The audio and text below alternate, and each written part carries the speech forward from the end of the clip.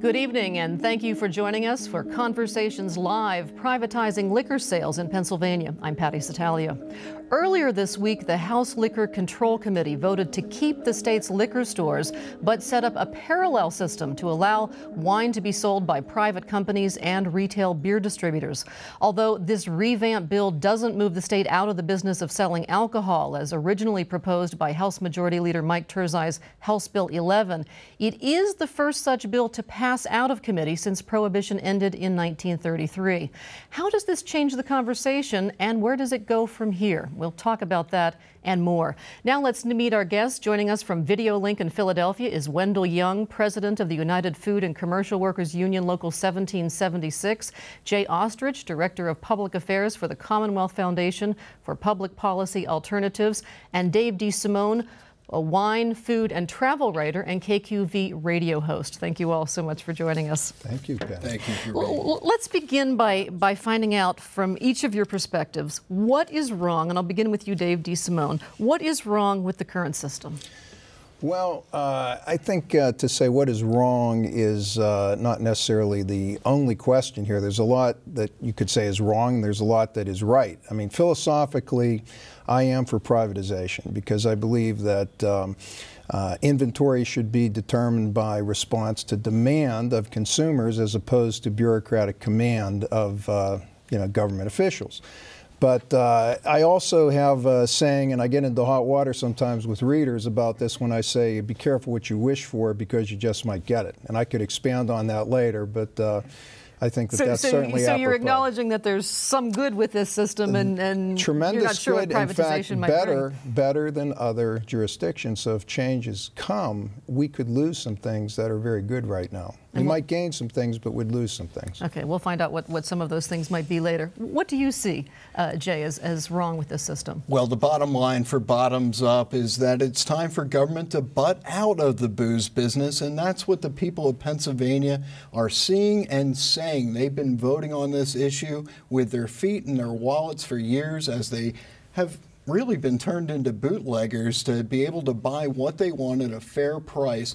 And they know that the government in the booze business is a lose business. It's a loss of personal freedom, and it's a loss of economic freedom. And I certainly hope we can talk about those things tonight. Okay, well, you say, and I'm going to move to Wendell Young in just a moment to answer that same question, but you say a loss of economic freedom. On one hand, we hear that the PLCB is bringing $500 million or $500 million into the state treasury. Sure. Well, you know, that's a little bit of a shell game that you get out of people who run the PLCB and folks like Wendell, who will speak a little bit later. While it's true that $400 to $500 million is transferred into the general fund from the PLCB, what they don't ever tell you is that about 80% of that is actually just collected on taxes. Those are taxes on wine, taxes on spirits, things like the Johnstown flood tax that we're still paying for all these years later. And what we do know is that no matter who collects them, whether it's workers from Wendell's union or whether it's mom and pop shops and other stores on the private sector, that those taxes will be collected anyway. And so the government really isn't doing justice to its citizens. It's controlling them, and we think that's wrong, and we think that removing that control will actually bring more money to the state and more jobs. Wendell Young, you wonder why we're asking the question, what's wrong with the system? Well, I look at it from the other side of the glass. What's right about the system? I think we have the best of both worlds here in Pennsylvania. We have a system, as we just heard some discussion about, that produces consistent, reliable revenue, a lot of revenue, about $500 million a year currently. We have a system that provides good access, selection, and fair pricing throughout the whole Commonwealth. People do not get gouged in areas where there's a minimal number of stores. They don't get gouged in tourist areas. They pay the same price for the same product throughout the state. And, you know, often we're compared to other states by people who push a perception that everything's better in other states. People at the Commonwealth Foundation often say selection in other states is better. Well, most of us travel. You know, we go to resort areas or business centers in downtown areas, and you might come across a handful of stores that are really wonderful superstore kind of places. But overwhelming majority of most stores in other states don't come close to what we have here in Pennsylvania. The smallest stores carry 1,500 to 2,500 items. The medium-sized stores carry 2,000, 3,000, 4,000 items, and the premium collection stores carry north of 6,000 items. There's not a state in the nation you can go to where every store has that much selection, where the system lists up to 30,000 approximate items that are regularly available through the warehouses, and where you can get anything made anywhere on the planet as long as the producer will ship it to you. Now, it is true there are a few select dealers or retailers that will do that in some states, but not from every store across the state. Yeah, I want to follow up real quickly with Jay on what you've said, though, because he's talking about 6,000 different products at a premium collection store. Well, but let me just say one thing before you sure. Comment on it. Costco in the state of Washington, one of the biggest liquor retailers out there, has 140 different brands of wine and 32 stocks 32 different brands of liquor. Well, I think there is a marketplace for all the different types of wines and liquors that aren't offered by the PLCB, full government monopoly control over the people. It's called the Internet. And in fact, in the Internet, what you would be able to find, and Dave, correct me if I'm wrong, there's more than 35,000 different wineries across the globe. 35,000 wineries and more than 250,000 bottles of wine to choose from. So it's absurd to think that the government should be... And are other states allowing internet sales? Many of them do, as a matter of fact, and you can dial it up. We don't need Chairman Select when you can actually select right from your chair at home. That's called freedom. It's what other states enjoy, and it's certainly something that we don't have with government-controlled liquor and wine sales. I'm going to go back to Wendell Young for just a minute, and I want an explanation of the newly amended House Bill 11. Some people are calling it the gut and replace amendment, and I'm wondering from where you're sitting, how does that look? Well, it looks like the bill that Mike Terzai has been talking about for most of the last year in name only, in number only. The only thing that resembles Mike Terzai's privatization bill is the bill number. And this is one area where the Commonwealth Foundation, Jay and myself, have a lot in common. We both think this is a bad bill. They issued a statement this week on that. So have I. It's one of the few areas we can agree on. This bill just doesn't make a whole lot of sense. What don't you like about the amended bill? Well, from my perspective, remember, I'm a union official. I represent the people that work in the stores. This will dilute the amount of product that moves through Pennsylvania, through the Liquor Control Board, through the stores. It'll dilute the state's buying power. It preserves jobs, dilute the revenue. And that's what I'm getting at. It'll dilute revenue and reduce job employment levels in the system. And it'll reduce the profit that gets returned to the state year after year, and which steadily increases over time. From a consumer point of view, I don't think it's going to mean more selection. Most of these beer distributors, first of all, the beer distributors and their lobby have come out against this bill. What this bill will do is allow the current beer distributors in the state of Pennsylvania for a $50,000 license and a $15,000 renewal fee to be able to sell wine. They can choose to buy that wine through the Liquor Control Board, or they can buy it through yet to be established wine wholesalers who, to be a wine wholesaler, you'd have to spend $100 million on a license. It's hard for me and some others that have looked at this, including the wholesalers. And by the way, the wholesalers have come out against this. $100 million for them to purchase a license. Right, the beer distributors against it. Everybody that's for privatization, except Mike Terzai, is against this bill. It just doesn't make a lot of sense. The numbers haven't been tested. They haven't been vetted. There's been no study done. There's been no budget office modeling done. The governor's office hasn't modeled it. Nobody's modeled what the impact on the current system, the buying power of the current system, the revenue to the system, the jobs picture. And when you have the wholesalers, or the very people that you would think would line up to buy the wholesale licenses, saying this doesn't make sense, it doesn't work. You have the retailers. Let me butt in here and get Dave DeSimone to weigh in on this. What do you think of this amended House Bill 11? Well, it came out of nowhere, basically, and I suspect that there are a few malt beverage distributors who are in favor of this, because this bill seems to have some vested interests maybe being represented there. I'm not exactly sure who that might be. But I agree with Wendell in the sense that I did talk to a couple beer distributors in Western PA, and they don't really have an immediate appetite because they didn't really have any knowledge of the bill. But a bill doesn't come out of nowhere. I mean, somebody put that legislation in, and I don't think that I don't even know who presented the bill, but somebody wrote that legislation. So there's somebody who wants that to pass. Well, Taylor is the one who introduced it from Philadelphia. Right. But Well, I think maybe we should ask him. Okay, I think a lot of consumers are saying, but yes, now I can go to my local beer distributor and buy wine. I don't have to go to two places. That's true. And I can go I'll let you talk in one second, but I'll go into a tavern or a bar and I can pick up a 30-pack rather than a 6-pack. I'll give you an example, okay? One of, and I know a lot of folks at PLCB stores, and I've talked about this in my articles, a passion for me is Burgundy wines. And the PLCB does a pretty good job. It's improved over the years, but they cannot go to the depth that a really passionate retailer of Burgundy wines who wanted to do that could do. And it just might be, there might be a malt beverage distributor out there who loves Burgundy, who says, I'm going to be the best darn Burgundy retailer in the state. I'll be able to ship it all around the state legally and, make money doing it at the same time. Right now, they can't do that. Right now, it's people in Harrisburg who decide what the inventory is going to be. This bill is going to the House, and it could be reverted back to its original intent. I mean, who knows what amendments may be added or subtracted down the road. Jay, I'll let you in, and then Wendell, and I'm taking a phone call. Well, that's absolutely true. We expect the bill to take on many nuances as it goes to the House floor, and we expect many amendments here. But what we know definitively is that when government is actually picking the winners, the wine winners and liquor losers, the two entities that really lose are consumers and taxpayers. And this issue is about people, and it's time that we take people's choices into consideration. This is about freedom. Okay, Wendell, you wanted to say something earlier? Yeah, the bill does a few other things. It provides a lot more flexibility to the PLCB and how they would do business. One of the complaints you hear from some of those who want to privatize is, in addition to what you just heard Jay say, is selection, pricing, store hours, days they're open, hours of operation. This would provide more flexibility. Some of the issues would enhance revenue, improve revenue to the state at a time it's much needed.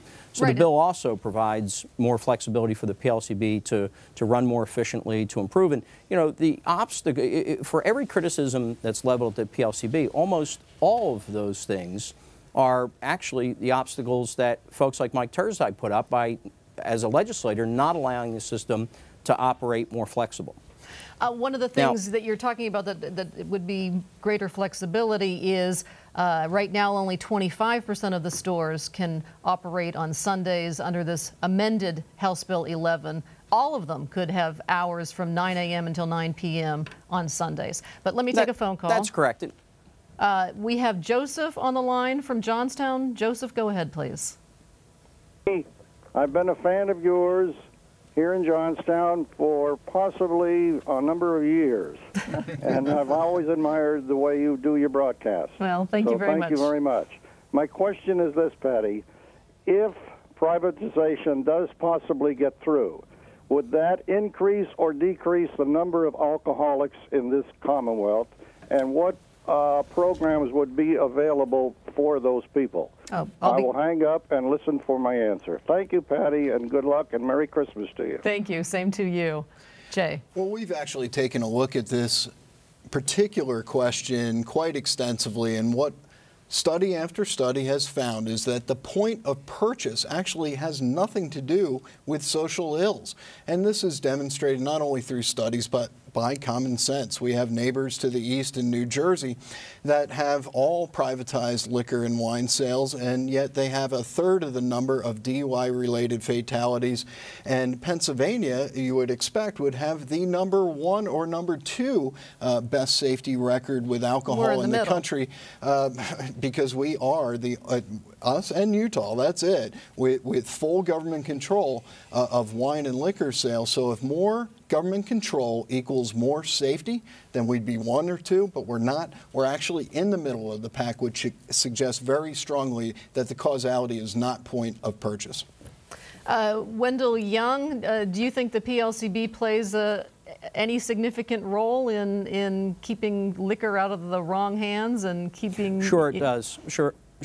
Sure it does, and Jay knows what he just said is less than accurate. You know, the Commonwealth Foundation has funded a couple of briefing papers. I don't think anybody who are true researchers calls the work they've done research.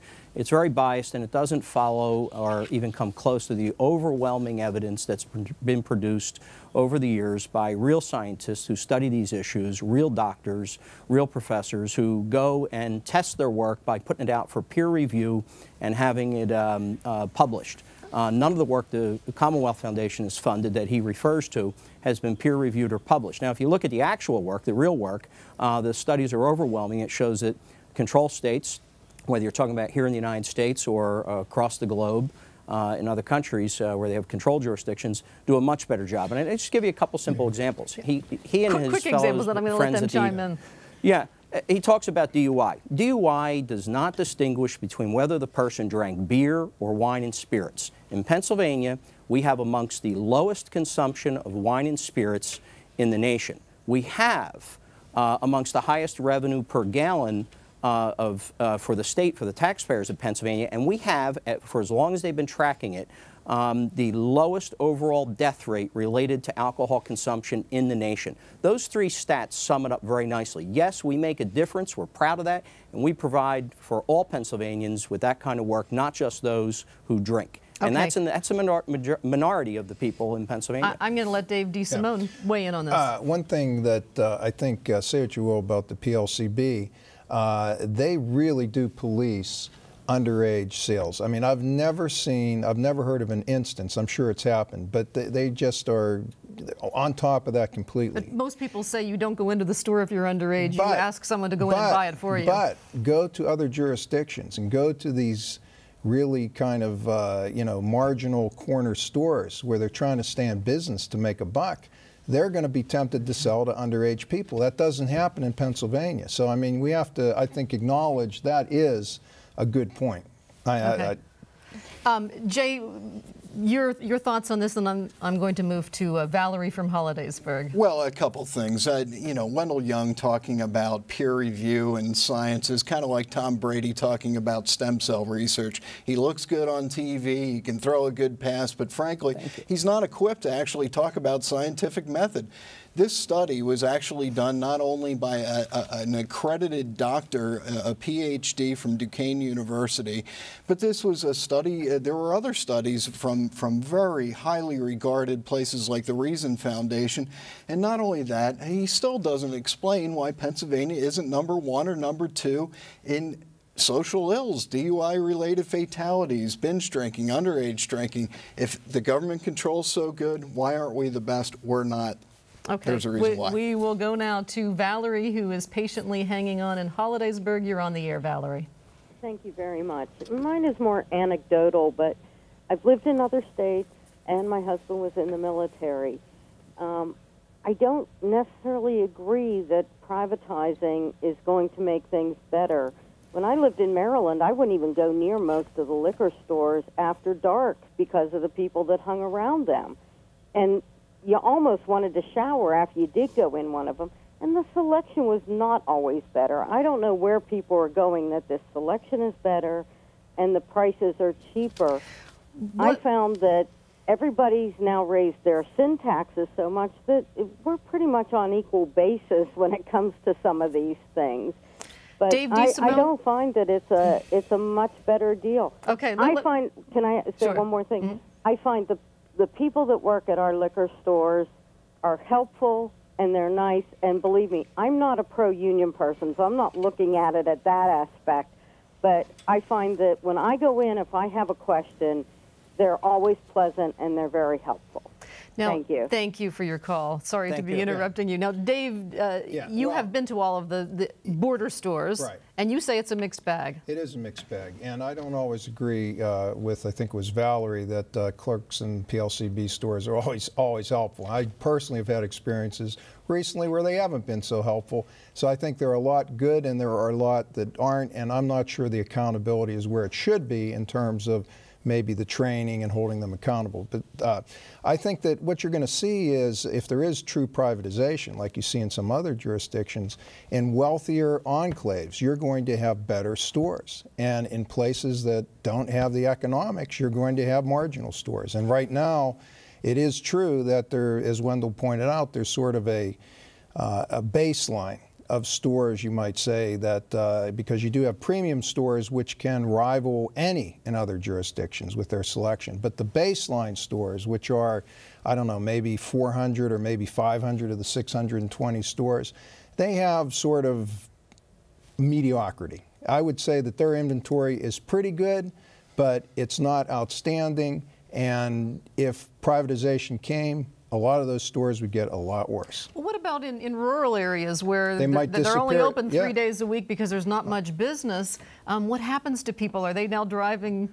That could be the online 40 sales. miles? Well, Okay. and that's exactly right. When we allow free markets and people to actually determine what they want to drink for themselves, then we'll see competition, we'll see better prices, we will actually see a marketplace on the internet which allows the freedom of individuals to choose from their chair, not have a chairman having a selection, a government worker deciding what you should drink and what you shouldn't drink. That's absurd to a lot of Pennsylvanians who have fought for freedom. Frankly, the caller brought up military. I've served in the military, and I speak today as a citizen, not as a soldier. But I'll tell you, as a veteran, I will say this. I served my Commonwealth and country in uniform and served overseas fighting for freedom. I shouldn't have to come back to my Commonwealth and fight them for the freedom to be served. Hey, the PX has the best deals, I might add, too. But they don't have the best selection. I want to select from the internet. Well, let's talk about this. Pennsylvania has the most buying power of almost anyone in North America. Let me say this about the chairman selection. You mentioned them a couple times. Some of those deals are the very best in the nation. Now, I would agree with you philosophically. They were not selected by a private retailer, but that's why I'm saying that there are some things that you cannot really, it's really not subject to argument. They're the best price in the country for a lot of wines, because what they do is they go to these suppliers when they're vulnerable, on a, like as anybody would do, and say, hey man, we'll give you 15 cents on the dollar. And he's absolutely right. And I'm not here to argue that. What I am here to say is that when government chooses, the consumers lose across the board, and that they're picking wine winners and liquor losers. Taxpayers and consumers are losing. It's time to let people have the freedom to choose for themselves. You may chime in, and then I'll go to our next call. Patty, I grew up in retail. I spent most of my life working in and representing people in retail, and I'm familiar with how retail works all across the country. You know, whether it's the officials or the management at the PLCB, or whether it's the leadership at a private retailer like Walmart, Costco, or supermarket chain, they're going to go based on what most of the customers prefer to have, and they're going to go based on the deals they can make. When you go into a Costco that has the numbers you talked about earlier, in Washington State, 140 wines, 30 or 400 wines, 140 liquors, whatever it is, a fraction of what the PLCB carries in its smallest stores. You know, that's not the customers picking that list. That's Costco picking what's good for their profit margin. And Jay's being very disingenuous and making it sound like every customer in every other state can decide on their own what's going to be carried on the shelves of those stores. You go into a retail store, a supermarket, a discount store, the products they sell are limited by the amount of shelf space they have and the deals they can make on that merchandise. And it's no different with alcohol. Yes, it's true, you might have one or two stores that'll carry some things different, but you asked at the beginning of this particular portion, what's going to happen in those rural areas?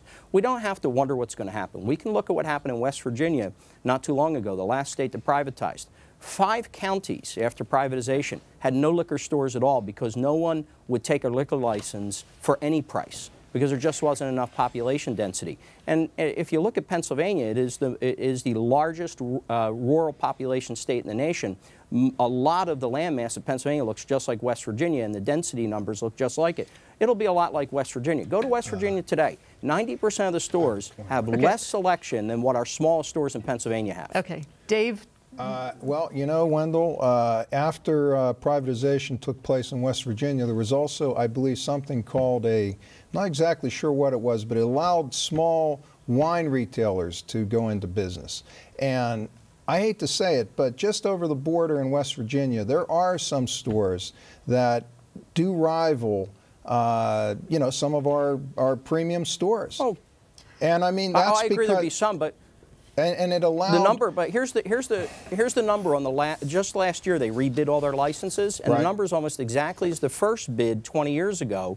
And 74% of all the licenses went to chain drugstores, yeah. chain convenience stores, and chain supermarkets, who all carry a very small selection and higher prices than what carries here in Pennsylvania. You're right about that. You're right. There are some specialty shops that are very unique and different. But I think our premium collection shops hold up just as well to them. You said this, Dave. A perfect wine retail distribution system simply does not exist. True. I did. I wrote that because I think that consumers should understand that you know, yes, whatever happens, we're not going to have a perfect system. Although philosophically, I do go back to it should be the situation that if I'm a wine consumer and I love whatever, I mean, I happen to like certain type of wine, somebody else likes something else, they should be able to buy that wine. Now, we don't live in a perfect world, so I always tell people until the change happens, and if it happens, go to the stores and take advantage of it. And, you know, I mean, I think you touched on this earlier, Jay. Truth be told, and Wendell, I don't know if you addressed this or not, but I mean, there is a flood of wine coming into Pennsylvania from out of the state. People, I think people with the PLCB, if they're honest, they'd admit it. People go outside. Border bleed. And they buy things that they cannot find here, or they choose to buy it because they're on vacation, or they just want to have a bottle of wine and bring it home. And it's happening. So, you know, I don't know what you say about that, but it's true. I have talked a lot about this. What's interesting is one of the shows I've appeared on a lot is KDAK out in Pittsburgh. And when I would get on Mike Pintak's show a year ago on this issue, he would always talk about the border bleed from the greater Philadelphia area into Delaware and Maryland. Now, it's kind of interesting that he doesn't talk about border bleed into Ohio because it doesn't exist, nor does it exist into New York because the prices are so high in New York. It doesn't exist in West Virginia because the selection's so bad and the prices are so high. It does go into Delaware, though, because Delaware has no retail sales taxes, and people go to Delaware to buy their wine and spirits just like they buy every other consumer good because of the tax issue. Maryland has a very low excise tax. Okay, I'm disagreeing. Maryland has a very low excise tax and almost no retail taxes I'm going to let Jay Go ahead. respond. There's a few things just absolutely not true, and Wendell knows this. If you go across the border in almost anywhere in Pennsylvania, what you will find is that there are retail shops set up for one reason. It's not for fun. It's to take Pennsylvania money and keep it there because they are serving a consumer need that the PLCB cannot currently buy. And actually, Dave, the PLCB, while they're not being honest with it, and you're right about that, they have studied it. In fact, they've used taxpayer dollars to study it, and what they found was this. In Philadelphia, where Wendell sits right now, and the 8 surrounding counties, they determined through their study that actually $140 million a year is lost just in those 8 counties alone on retail sales, and that's about $40 million in taxes if we're really concerned about it. Okay, I'm going to, Sean from Stoytstown, you are on the air. You know, my question is that I'm wondering how the Commonwealth could not want to privatize it whenever there's liquor stores in this area that are only open 2-3 days a week. And I think it'd be more convenient for Pennsylvanians to be able to walk into a convenience store and buy something as far as in wine or beer or something like that, like as you can in West Virginia. And I recently visited West Virginia, and it was a pretty good system, I thought. Dave? See, what's the gentleman's name? I didn't get it. Sean. It's Sean. I think that Sean has an opinion. He has a taste in wine. I have a taste in wine. Jay has a taste in wine. And there's a variety. And in a private system, you're going to meet that demand because there's going to be people who can make a profit doing that. So, you know, I think that if there were enough people like Sean in his area, then somebody would probably open a store and serve it. But if I lived there and I had a different taste from him, then I might not be able to get what I want there, so I'd have to go to another city or something like that. Whereas right now, you can go to PLCB stores and they're spread throughout the Commonwealth and basically find something for everybody. That's true. Especially at the premium stores. And Wendell, I don't know how many there are, but I think there are something like maybe 20 or 30 of those across the state, and they spread them out strategically. And it really is true. They actually have better selection than many other places. It's amazing the depth that they have. It's not, I mean, the breadth of their selection. Not obviously a lot of depth and multiple selections, but they cover the waterfront because they do have people who know what they're doing in buying. They really do. They've made a real effort to try to improve the buying, and I know some of the people who are buyers there, and they're very knowledgeable. They travel to Europe, they go to California. They're not dummies. That's one of the complaints is that... Absolutely right, and in fact they do travel all throughout the world, and guess what? It is on your dime and my dime and Dave's dime. It is on the taxpayer dime. They travel and pick wine winners and liquor losers throughout the planet, and they spend a lot of taxpayer money doing so. In fact, one of the things that Wendell won't tell you is that $215 million last year were spent on the salaries, benefits, and pensions for these workers who could very easily be in the private sector, but the taxpayers are on the hook for them right now. The average employee makes something like $31,000 a year. That's correct. A little bit over $31,000. The salaries of the executive staff at the PLCB don't come close to what's paid in the private sector. Neither does it's a your very salary, efficiently Wendell. run system. It's a very efficiently run system. The counterparts I deal with, retailers in negotiating contracts, make millions of dollars a year with stock options and all kinds of deferred compensation. It's ridiculous for anyone to point to the salary system in the PLCB as a problem.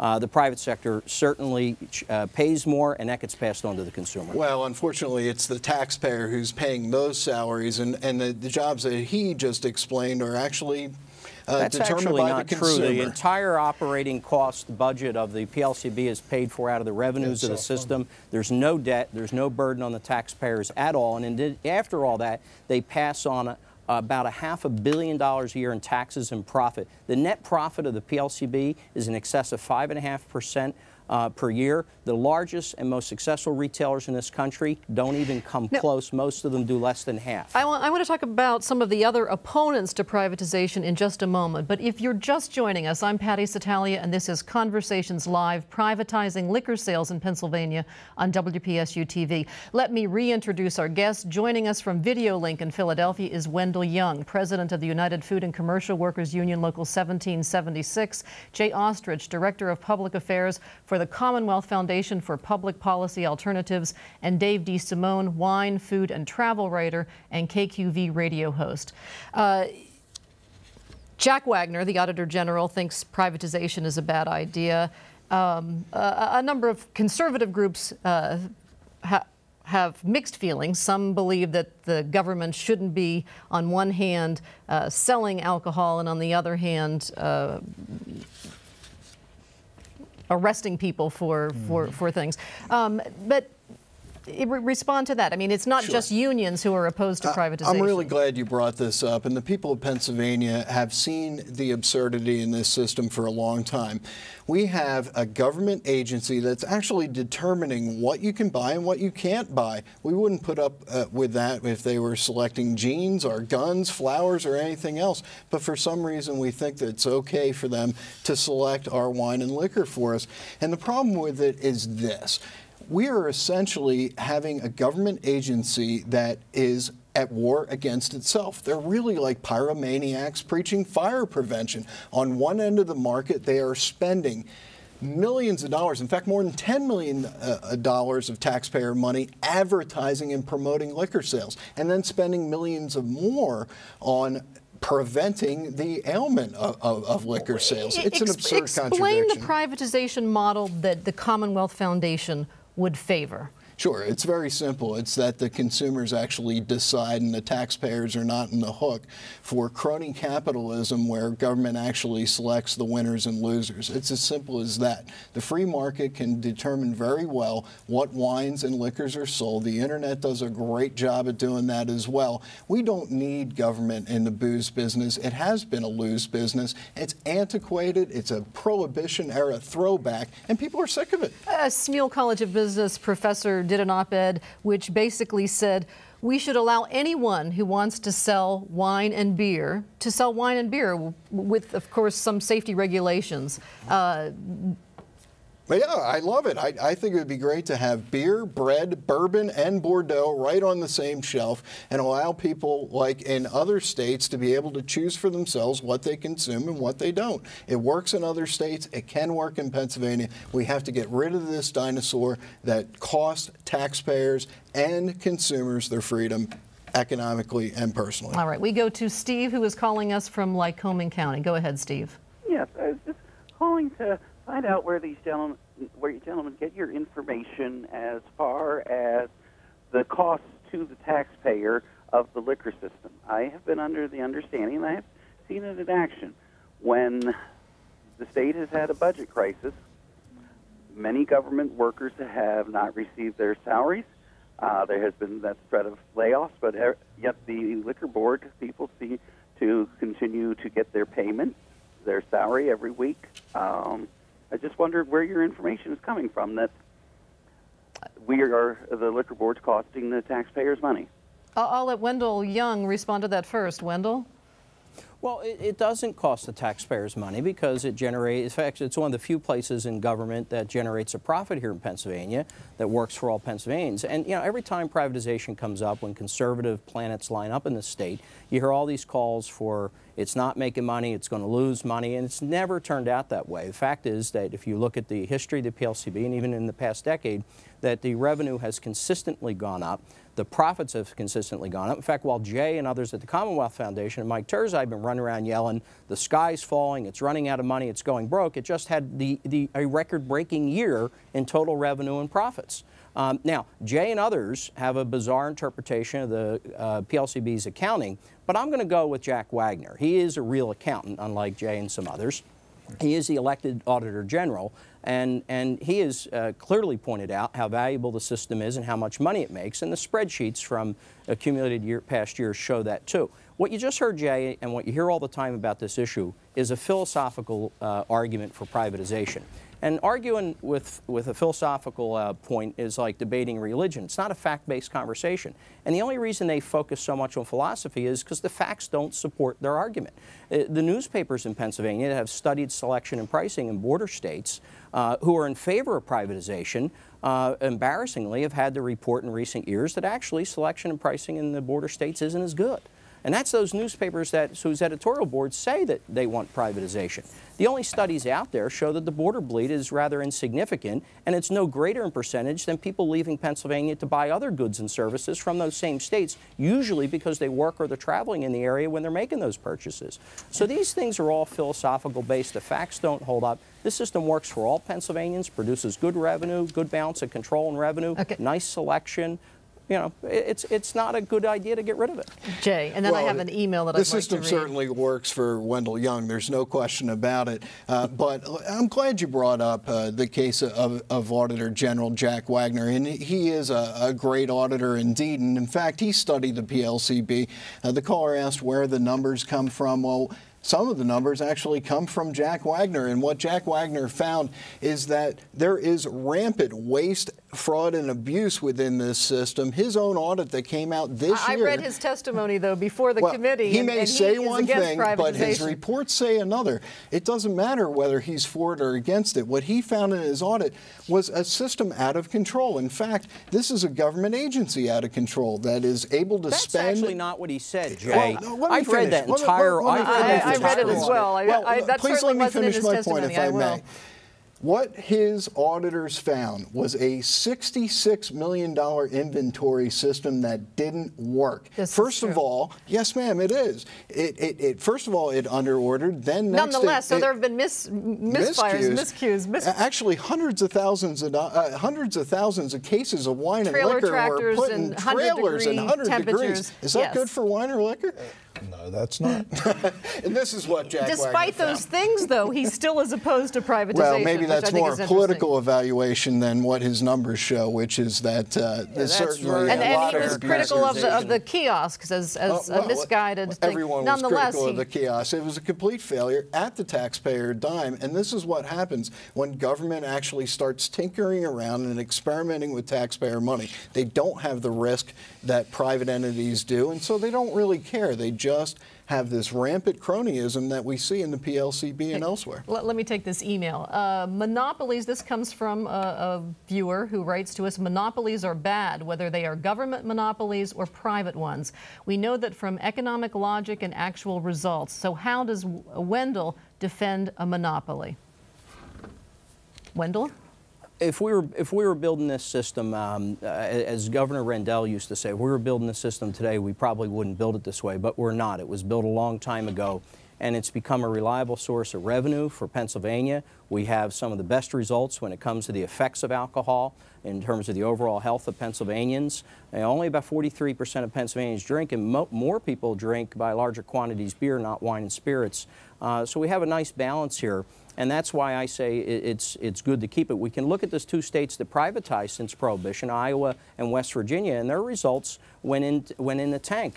Revenue dropped in both states significantly following privatization, and the taxpayers were the losers, and the consumers were the losers with higher prices and less selection. Now, Governor's PFM study mentions this. Rob McCord, our treasurer, has done some analysis on it, but you don't have to take these people's word for it. Just call up those two states and get the information from their own state government, and you can see that the losers were the consumers and the taxpayers after privatization. Like Dave said, be careful at the beginning of the show, be careful what you ask for and what you may actually get.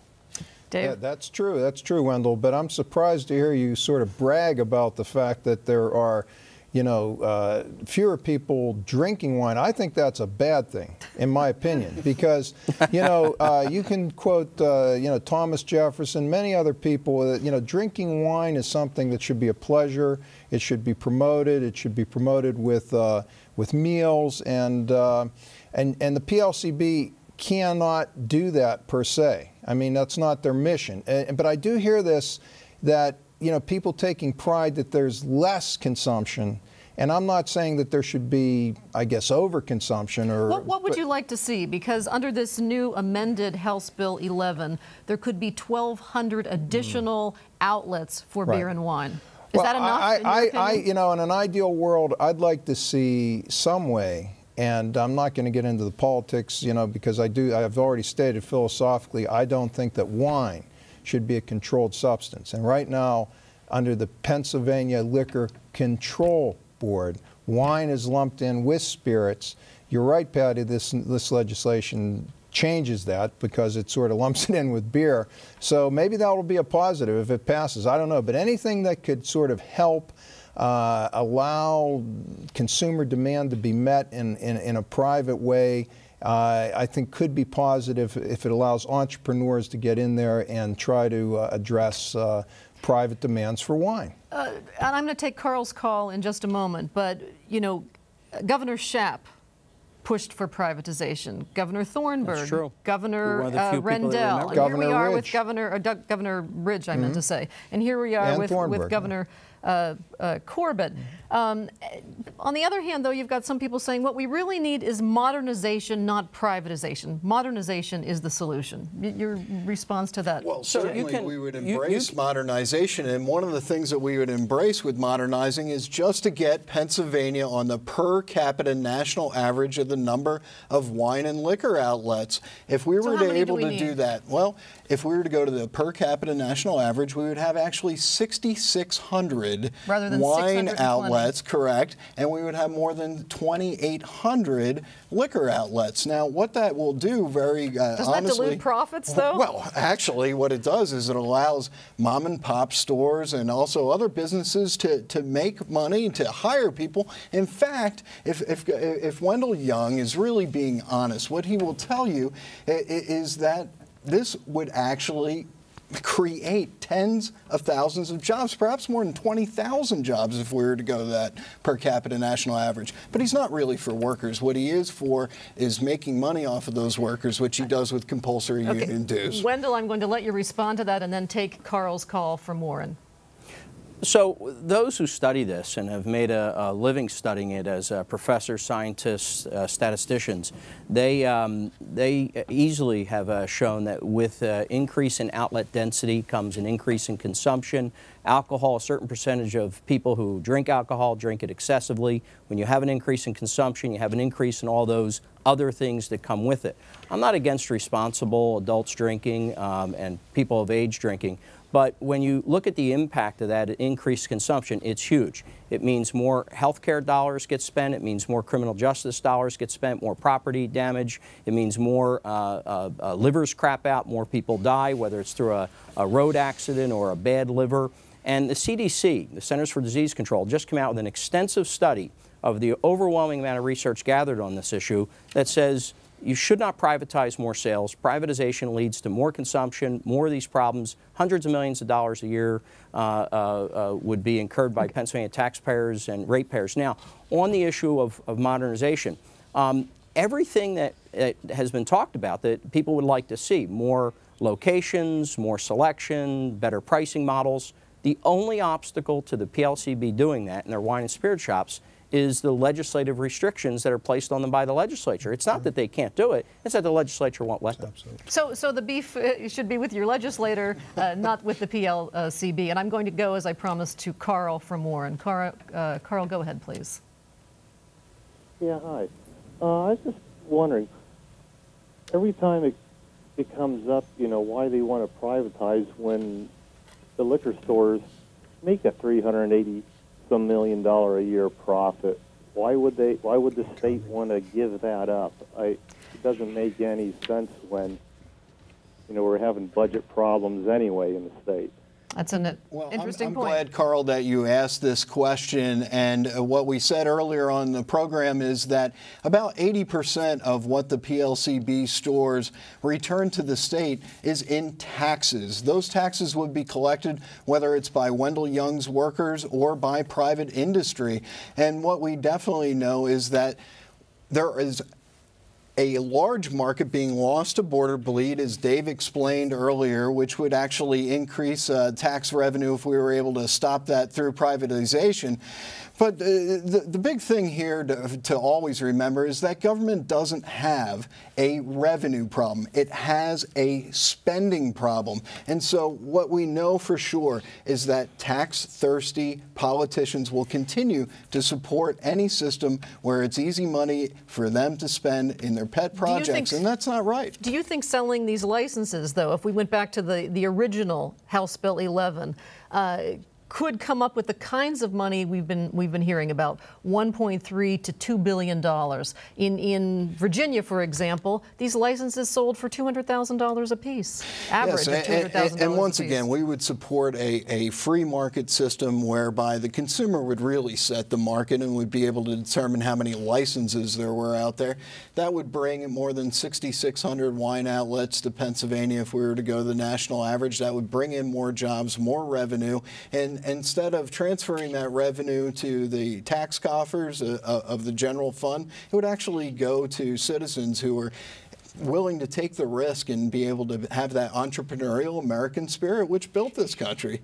District Judge John Jones, who was the PLCB chairman back in 1997, he was commenting on the fact that under Governors Shapp, Thornburg, and Ridge, that attempts to privatize state stores failed. And he said the reason was, and he said that unless and until there is a general public hue and cry, it is very, very unlikely there will be a privatization initiative that succeeds. So is the public really clamoring for this change? Well, I think they have clamored for this change. They vote on this issue with their feet in their wallet every day to bootleg liquor and wine over the border just to get what they want. They are now responding with their voices and votes as well, as they get people in government who know that government doesn't have a revenue problem, it has a spending problem. Okay. That's all the vote we need. And we get Paulette from Hollidaysburg to weigh in. What's your question, please, Paulette? Are you there, Paulette? The gentleman who is advocating for privatization. Yes. Hello? Yes, go ahead. Paulette, are you there? Yes. Okay. Okay. Yes. Okay. The man who is Jay Ostrich from the Commonwealth Foundation? Yes. Do you have a question for us? I'm sorry. I can't. Okay. You're freezing. I couldn't hear you. Okay. It seems to me that he belongs to the segment of people at the top of the power structure who is you know, trying to tell us that free market is the standard bearer for democracy. And I'm just, the point is that the system as it is right now does bring in a huge profit for the state. It takes no money from the taxpayers. It is self-sufficient, and I can't understand, and it has, what is it, 5,000 people who are being paid a decent wage, even if it's a low one at $31,000 a year. It's hard to raise a family on $31,000 a year, but at least they get benefits and they have a good job and they can depend upon the money that they are bringing in to have at least a good level of living, good enough. And so there will be no jobs formed when you take this and put them in all of the big, you know, box, whatever it is, let's let our whatever. Guests respond to that. The other side of the argument, Paulette, is if you did privatize, you'd actually increase revenue to the state because you'd unleash all this entrepreneurial spirit and there'd be more taxes collected. And that could well happen because if there were some of these more premium stores in Pennsylvania, theoretically you could do more sales and there'd be more taxes. So, you know, there's an argument on both sides of the fence here to be made. It's not open and shut. Except that's not what's happened. That's not what's happened in the two states that privatized. The states took a bath on revenue reduction to the state tax collection. In the private states, there's a certain percent of the taxes that never go collected. There's a cost to audit, there's a cost to recover, there's a cost to prosecute. In modern alcohol retailing, it is the large box stores, the supermarket chains, the chain convenience stores and drug stores that dominate the liquor license ownership in those states. It won't be any different here in Pennsylvania. They're not going to create any new jobs. They're just going to reallocate their shelf space, reallocate their workforce. It'll be a net job loss of thousands of Pennsylvania workers. It'll be a net loss in terms of a negative multiplier effect in the economic benefit of the jobs that exist now versus the 3,000 to 5,000 people that find themselves out of work. And like Iowa and West Virginia, Pennsylvania will not take in the same amount of revenue. It will be the loser. You made your point. I'm going to go now to Tom from Johnstown. Tom, what's your question, please? Yes. Hello.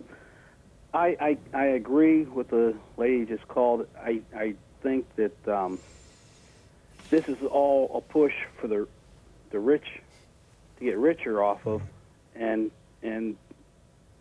it's supporting jobs that can sustain families. And if you go with private owners, they're going to be paying minimum wage, no benefits, and I think it's just going to hurt the state. I notice a theme in these calls. That's interesting, Wendell. There's a theme in these calls. It's a very good theme. Yeah, I hear that. Yeah, I guess, yeah. Well, you know, I think we do need to address this, that I sit here as just someone who wants rich people to get richer. I've served my country in Commonwealth. That must be Jay. In uniform. And you know what? My wife serves as a school teacher. She's actually a union member, Wendell. So actually, you know, we are not amongst the ultra wealthy, but we do love freedom. We both love that the free markets work for what is built and made America great, and it can work for Pennsylvanians, as Dave has outlined very well. I'll tell you an example of that, and there are certain wineries in California. A lot of them ship to Pennsylvania. Try to get a straight answer on whether it's legal to ship into Pennsylvania. I mean, I can't, why? And there are a lot of places. That would be legal under this amended House Bill 11. Small little wineries in California who would love to ship a bottle or two, but you can't get them now because the Pennsylvania. Actually, I disagree with that. No, Wendell, right it's now, true. I mean, I could tell you the exact winery. The PLCB. I'm going to take one more phone call. Whether you walk into one of the stores, whether you walk into one of the stores, whether you call them or whether you go on their internet, they will get you anything from anywhere in the world as long as the producer or the distributor will ship it. Yes, and what you also have to do is then pay the Johnstown flood tax upon that bottle. You'll have to. Of course you do. Yeah, well, of course you do. You have to render on to Wendell and on to Caesar. But you don't have to do that in other states. Why should someone be allowed to evade taxes? Do I have time for one more phone call? You're proposing tax evasion? Okay, I'm going to take one last phone call. Frank from Tyrone, you very quickly. What's your question, please? Yes, real quick. My father retired from the Liquor Control Board after 40 years of service, and I spent 10 years working as a legislative aide in the 81st District, so I know a little bit about what's driving the legislature and achieving a windfall on the sale of the liquor stores. And I'd like to compliment Wendell on his knowledge of his product line and the statistics that he backs it up. Okay, thank you. Thank you for your phone call because we don't have a whole lot of time. I'm going to leave you with final thoughts, 20 seconds on final thoughts, what you think is going to happen, what you'd like to see happen. Well, when it comes to privatization, as I said in an article, follow the money because that's what's going to drive it. It's not going to be consumer interests. And we should absolutely follow the money. We should follow the money back into consumer and taxpayers' hands. It is time for government to butt out of the booze business because it is a lose business. 20 seconds, Wendell. Current wine and spirit shops work for all Pennsylvanians in terms of revenue, community, safety.